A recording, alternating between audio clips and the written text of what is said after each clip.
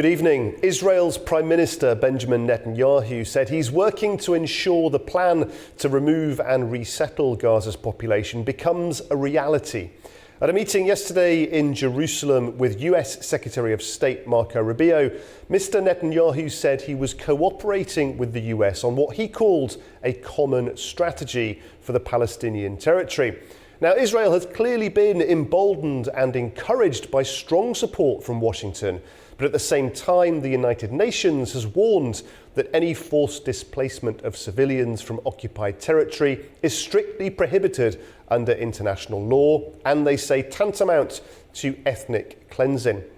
Well, US President Donald Trump's special envoy to the Middle East says negotiations over moving into phase 2 of the Gaza ceasefire deal will now start this week. The first phase is set to expire in early March, but splits remain in Israel's governing coalition over whether to continue with the ceasefire or restart military operations in Gaza. A News' Giles Gibson reports now from Tel Aviv. Well, Guy, US officials are making very positive noise when it comes to diplomatic efforts to move on to phase 2. Steve Witkoff, the US Special Envoy to the Middle East, saying that it will absolutely happen. But at the same time, you also have the Trump administration sending a shipment of Mk-84 bombs to Israel that was previously blocked by the Biden administration. You also have the US Secretary of State Marco Rubio, who was here over the weekend with a really uncompromising message to Hamas about the future of Gaza, saying they must be eliminated. And also much more nuanced language coming from the Israeli government itself about moving on to phase 2. They have confirmed that a delegation has been sent to the Egyptian capital, but they're saying that it only for now has a mandate to conduct talks about continuing phase 1 rather than moving on to phase 2.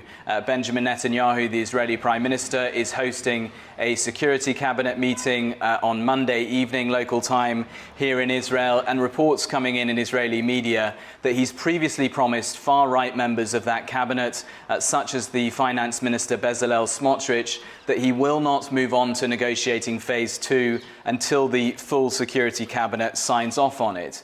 Meanwhile, this is the 500th day since the hostages were taken, since the 7th of October 2023 attacks, and the Hostages and Missing Families Forum is calling on Israelis to hold a 500-minute fast in solidarity with the hostages still held in Gaza. That works out at about 8.5 hours. And they've also held a march from Benjamin Netanyahu, the Israeli Prime Minister's residence in Jerusalem, to the country's parliament, the Knesset. Those families seeing 3 more hostages released over the course of the weekend, really pushing the Israeli government not just to continue with phase 1, which is due to expire at the start of March, but to move on to phase 2, under which all of the remaining hostages would be released and all Israeli troops would be forced to withdraw from the Gaza Strip. Giles Gibson for A News in Tel Aviv. Now let's go to Washington, D.C. and speak to A News' Obey Sharbanda. Obey, always good to speak to you. What is the consensus then in Washington about this plan to remove and resettle people from Gaza? Well, right now, Washington is sort of in a wait-and-see mode. Of course, President Trump, just to recap for our audience, presented a plan during his press conference with Bibi Netanyahu, saying that he wants America to take ownership of Gaza, that the entire Gaza Strip is entirely demolished after his Middle East envoy, Steve Witkoff, visited the Gaza Strip. He came back, reported back to President Trump, saying basically, hey, everything I saw was all totally destroyed. The president saying that, hey, we need a plan for now that there's a ceasefire in place that seems to be holding, by the way, and another tranche of hostages have been released. Now that the war at least has subsided for now, what happens to all those civilians? And President Trump saying that he wants to take the initiative and that he wants the U.S.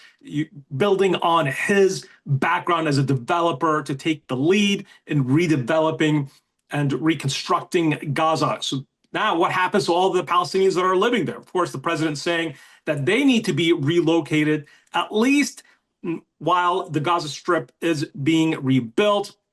There have been some clarifications from his Secretary of State, Marco Rubio, saying that this resettlement was only going to be temporary, but that is still not entirely clear. So what Washington right now is waiting for a counter proposal that will be presented by Egypt and allied Arab states following their summit in Riyadh. That summit has now just been postponed until Friday. So what we are expecting is after the Egyptians, the Jordanians, and the Saudis meet, that they will present an Arab plan for the U.S. We have seen the Egyptian government, President al-Sisi, saying that he does not want to resettle Palestinians, whether temporarily or even long-term, into Egypt. And the reason for that the Egyptians have given is that they want the Palestinians to remain in Gaza.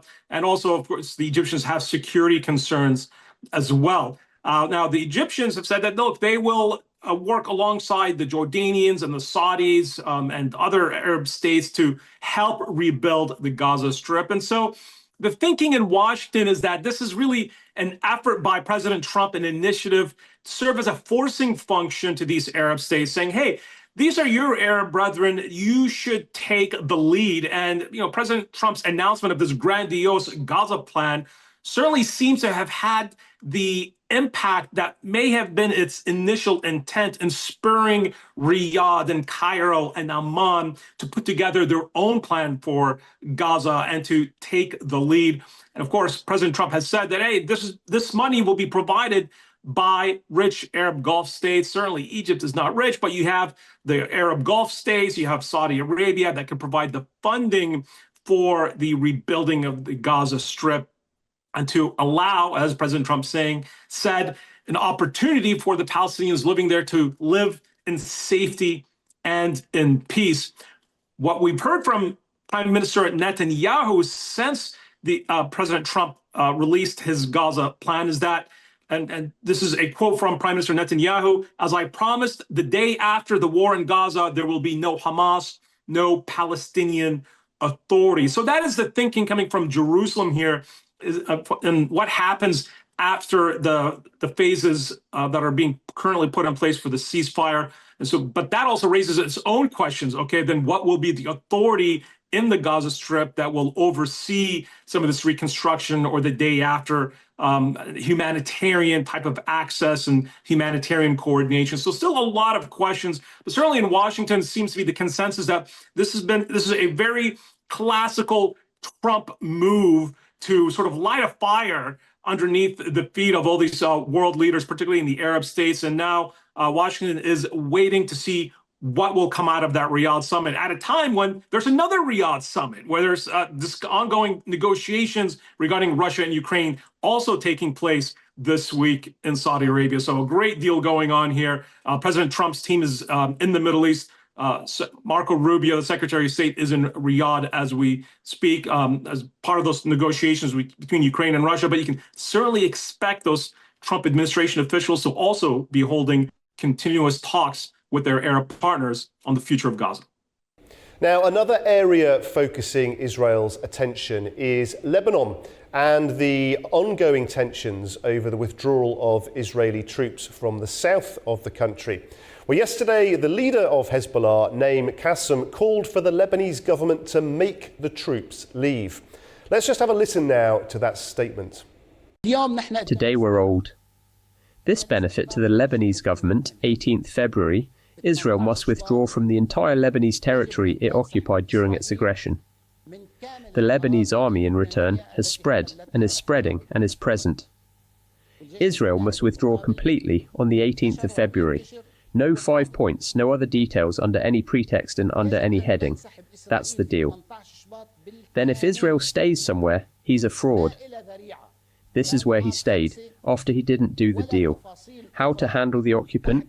We shouldn't tell him how to deal with you as an occupation. But everyone knows how to deal with the occupation. The problem is not that one of the safety of civilians works at a difficult time. The problem is that implementation of an Israeli order. We're in real trouble where national sovereignty is. Get down the plane and see what Israel will do. But A News' Adnan Nasser has been reporting for us on this developing story and joins us now from Beirut. Adnan, What's the latest there on the ground, and what are the expectations amongst the people in terms of when and how this could be resolved? Well, today I would say is probably the scariest day for most Lebanese since the stopping of the war, the ceasefire agreement late November last year. There was a drone strike on a car in the third largest city of Lebanon in the southern area called Saida. So this is relatively far away from the occupation zone, but close enough to make even Beirutis worried about what is next to come. The Lebanese government has made it clear that it does not support an extension of Israel's presence in the south. Now, does that mean that the Israelis have to leave? No, really it comes down to what the U.S. is going to do. Are they going to pressure the Israelis to follow through, or are they going to be more lenient? It's a give or take. 50%, 50-50, I would say. There really is no expectation. In Lebanon, a lot of people just they've been programmed to expect the worst, but hope for the best. I mean, like I said earlier, they're hoping that the ceasefire will hold and turn into a permanent cessation of violence. And we have a prime minister now who has repeatedly said that he supports the implementation of UN Resolution 1701, which means that the Lebanese army must be in full force in the south, and that Hezbollah, the militant group that was fighting Israel for many months, has to be disarmed or at least pushed back further north to the Litani River. This is the best outcome for the Lebanese and the Israelis, frankly. But the issue is this: the Israelis see their presence in Lebanon as the best security guarantee against Hezbollah, while the Lebanese government is saying, no, we believe the best resolution for mutual security is the implementation of international law. So I'm counting that we have the Lebanese government's way in this one. Thanks, Adnan. Adnan Nasser for us there in Lebanon. Well, that is all we have time for on this edition of Newshour. Please stay with A News for more news and analysis. And from all of us here in Baku, we wish you a very pleasant evening ahead.